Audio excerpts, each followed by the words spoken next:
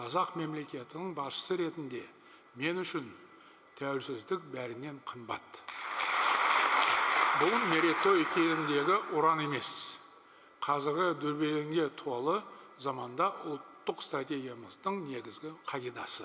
Мен тәуелсіздік дегеніміз ең алдымен жалпы ұлттық бірлік пен келісім екенін үнемі айтып жүрмін. Біз ел бірлігін сақтап, өсіп өркендеген, абырой беделі жоғары, әрі қуатты мемлекет құруды басты міндетіміз деп санауымыз қажет. Осы мақсатқа стратегиялық тұрғыдан қарап, парасатты, дана халық екенімізді көрсетуіміз керек. Бұрын да айтқан, біз тарихи жарақат алған ұлт психологиясынан біржола арылуымыз керек.